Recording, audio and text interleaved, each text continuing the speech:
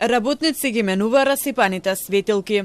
Со цистерна се миеше делот покрај кеот на реката Вардар, а багер чистеше отпад од коритото на реката. Вака денес изгледаше плоштадот Македонија.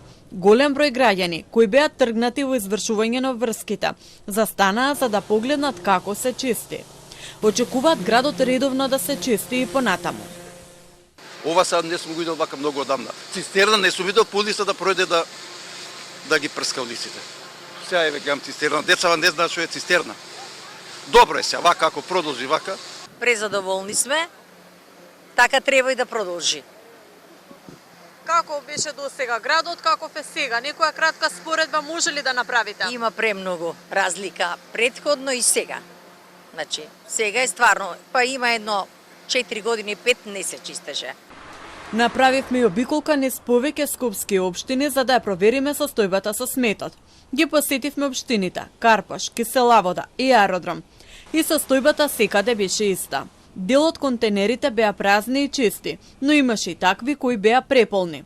Граѓаните кои ги затекнавме во близина на своите домови велат дека сега редовно се собира сметот и се надеваат дека така ќе биде и во иднина. Ѓубрето, да, претходно имаше доста ѓубре. Не се чистеше, али сега е во ред, гледам, сега све изчистиле и се чисти и така да продолжат. Добро е, задоволен. Пена се чисти, во Аеродром живеам и чисто е.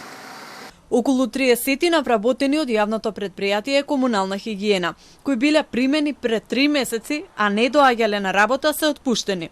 Надлежните сметаат дека со оваа одлука ќе се заштедат средства, а нема да има штета врз работата, бидејќи тие и онака не ги извршувале своите обврски. Во изминатата недела биле поправени повеќе возила кои повторно се вклучени во собирање отпад низ улиците на Скопје. Скопскиот градоначалник во предизборната кампања најави дека за 72 часа ќе го исчисти целиот град, односно дека освен собирање на отпадот ќе се работи и на миење на плоштадот Македонија, улиците и кеот на Вардар.